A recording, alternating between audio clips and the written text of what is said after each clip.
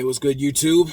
This is the third of the series to Vet Talk. I want to say much love and simplify to my veterans. Much love to the A-Game family and A-Game Nation. And you already see the title of the video, so I'm going to get into it.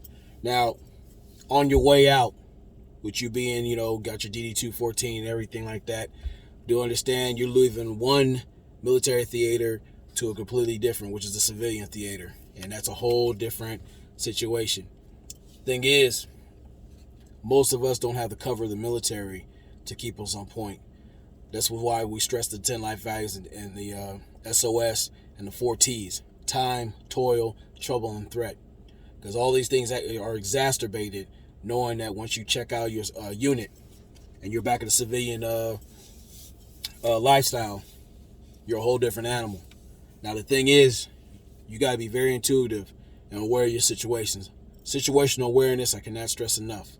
I came back here making the adjustment, and I didn't know everything that I needed to know as far as information that was made available to me until a few years later.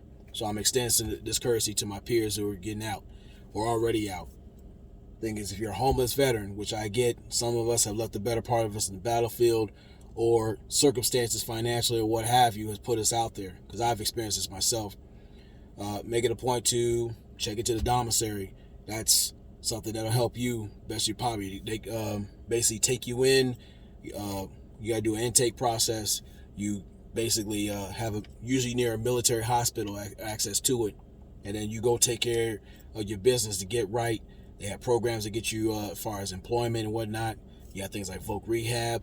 There's all kind of things, even with military housing, that are made available to you. Make use of them. When it comes to you being service connected, you fight to the very end. I know that we're too accustomed to the game of hurry up and wait. And it is goofy, but some bullshit. However, you'd be surprised how quick they close your case when you stop.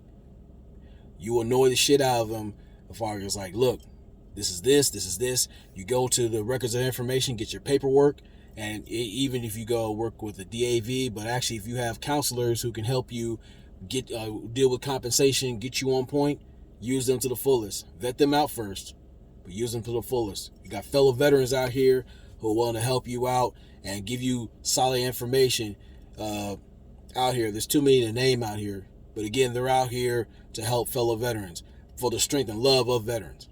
Now, the thing is, when you're coming out here, there's people going to feel some kind of way because you've seen a lot of things, you experienced a lot of things, you have a lot of stories, you have a lot of connections. And the thing is, like, while many people will see you as a free lick or, an opportunity to take advantage of, the thing is, always be aware of your time and your surroundings.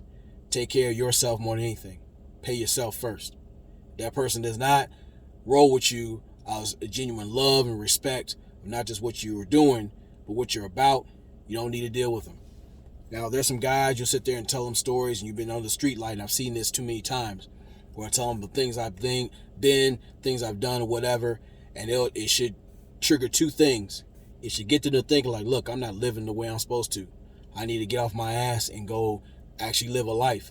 Or you're going to have some people feel some kind of way, and like, well, you looking down on me. They'll feel some kind of insecurity because, again, you made the sacrifice to go do your thing. Now, they made their choice, and they got to live with it. They can change it, but some of them, they're just stuck in their bullshit. Now, other thing is, as a veteran, you got to be very, again, I can't stress this enough. You got to be very mindful of your personal experiences. If your shit was fucked up, don't be afraid to sit there and say it. But I understand they got, at best you can, tell them why. Thing is, like, you don't want to mar someone's personal opinion or even decision because I've had people that I'm close to that, damn, I want to do that. Well, I mean, do what I'm doing. Extend the hand to them. Just like out here where you're talking about the peers that don't have information and need it, you sit there and give them the best information possible. Things to look out for. Things to be mindful for. Be aware of certain things. Let them go in, make it with an honest decision, and that way, with their own experiences, they cannot sit there and say, no one told me anything. You arm them with them information and make sure that they're cool. Now, when it comes to dealing with conflict resolution, there are going to be people who are going to test you. And you already know there's a switch that goes on because many of us are trained to kill. So we got to know about escalation of force. We got to sit there and sit around, and you've seen the equalizer where you're sitting there looking around and taking a full assessment. Who's sitting there talking shit? Who's this person rolling with? Exit doors, what's made available to you. And I'm not saying you got to be an outright pacifist, but learn to defend yourself. Learn things as far as like boxing, things about close quarter combat or some martial art to defend yourself.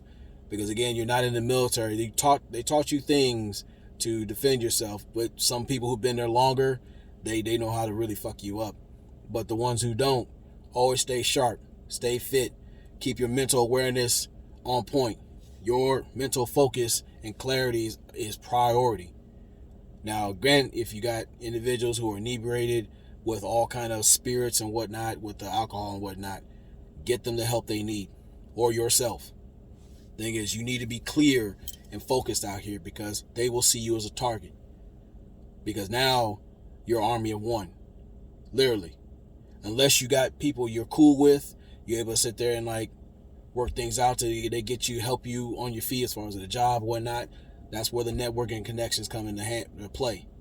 But the thing is, you gotta be on your square out here because some people will try to take advantage of you, whether it be these fly-by-night hustles, these certain fucked up loans and all that other stuff.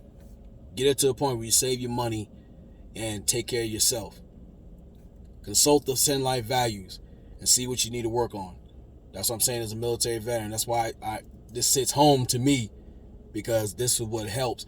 It could have saved me a whole lot of headache and trouble had I known this stuff. But again, salute to Dr. Holman and the A-Game family for bringing this to me, because I'm a whole better person, since November with them introducing this to me. So I want to say in closing to my veterans, like, look, engaging in the civilian theater, it is an experience. You're going to learn about, dealing with fire watch. Again, it took me 9+ months to stop walking around the house and driving people nuts, opening doors, making sure everything's cool. Still naturally, I sleep by at least about 5 knives near my bed or in my car or access. Because, I go to the military store, I get a few toys here and there because just in case the shit jumps off, I'm ready to jump off. Because again, we have that mindset. We always got to be ready. And if you see a fellow veteran who's out there all fucked up or fucking up, it don't hurt you to sit there and check them. Hey, bro, hey, look, chill out. This, whatever, if you can. Now, if they're too far gone out there, there's only so much you can do.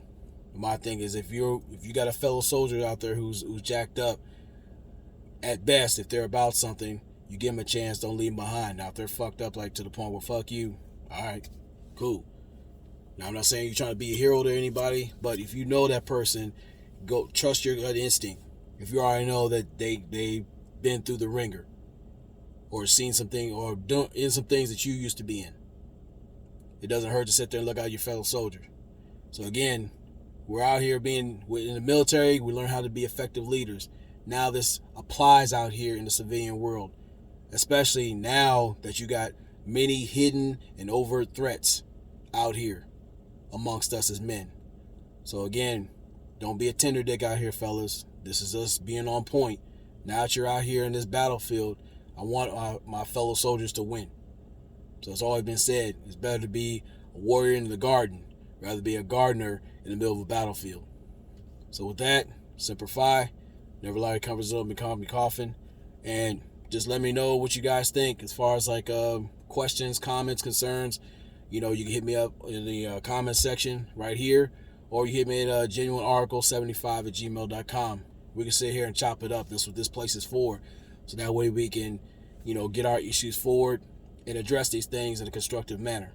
So this one's going to be the longest one because I want to open the door up so that way we can get this talk going and actually put things into motion. So much love to you guys. A-Game Nation. Peace.